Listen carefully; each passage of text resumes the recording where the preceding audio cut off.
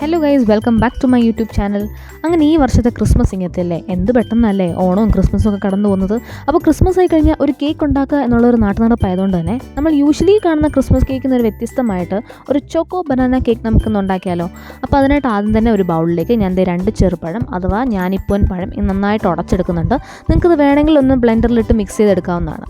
ഇനി ഞാനൊരു ബൗളിലേക്ക് 2 മുട്ട പൊട്ടിച്ചൊഴിക്കുന്നുണ്ട്. അതിലേക്ക് ഞാനൊരു 1/2 കപ്പ് പഞ്ചസാരയും കൂടെ ചേർത്ത് നന്നായിട്ടൊന്ന് മിക്സ് ചെയ്തെടുക്കുന്നുണ്ട് കേട്ടോ. അപ്പോൾ വിസ്ക് ചെയ്യുമ്പോഴത്തേനും പ്രത്യേകം ശ്രദ്ധിക്കുക, ഈ ഒരു കൺസിസ്റ്റൻസി ആകുമ്പോഴത്തേനും നമുക്ക് അതിലോട്ട് ബാക്കി ഇൻഗ്രീഡിയൻസ് ചേർത്ത് കൊടുക്കാം. അതായത് നമ്മുടെ ഉടച്ച് വെച്ച പഴം, പിന്നെ ഒരു 1/4 കപ്പ് എണ്ണ, പിന്നെ 1 ടീസ്പൂൺ വാനില എസൻസ്. ഇതെല്ലാം ചേർത്ത് ഒരു 1 മിനിറ്റോളം നമുക്കൊന്ന് വിസ്ക് ചെയ്തെടുക്കണം.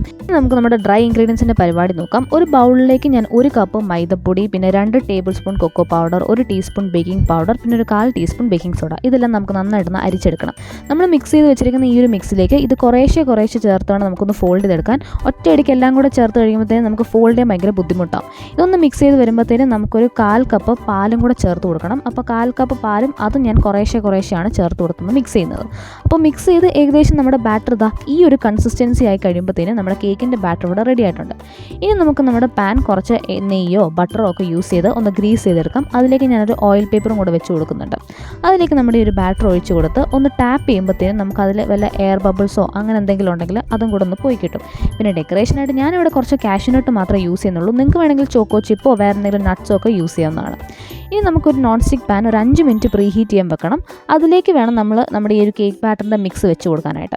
ഒരു 40 മിനിറ്റ്സ് നമ്മളിങ്ങനെ അടച്ച് കുക്ക് ചെയ്ത് കഴിയുമ്പോഴത്തേനും കേക്ക് ഇവിടെ റെഡി ആയിട്ടുണ്ട്. കുക്ക് ചെയ്യുമ്പോൾ പ്രത്യേകം ശ്രദ്ധിക്കുക, ലോ ഫ്ലെയിമിൽ മാത്രമേ നമ്മളിത് കുക്ക് ചെയ്യാൻ പാടുള്ളൂ. ഹൈ ഫ്ലെയിമിൽ ഒരു കാരണവശാലും വെക്കാൻ പാടില്ല. ഒരു സ്റ്റിക്ക് വെച്ച് നമുക്ക് കുത്തി നോക്കുമ്പോഴത്തേനും നമുക്ക് മനസ്സിലാവും നമ്മുടെ കേക്ക് നന്നായിട്ട് കുക്കായിട്ടുണ്ടെന്നുള്ളത്.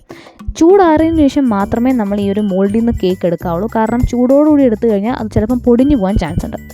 നമ്മുടെ soft, moist and fluffy choco banana cake ഇവിടെ റെഡി ആയിട്ടുണ്ട്. അപ്പോൾ റെസിപ്പി ട്രൈ ചെയ്ത് നോക്കിയിട്ട് നിങ്ങളുടെ ഫീഡ്ബാക്ക് അറിയിക്കൂ. മാത്രമല്ല, വീഡിയോ ഇഷ്ടപ്പെട്ട ലൈക്ക്, ഷെയർ ആൻഡ് സബ്സ്ക്രൈബ്.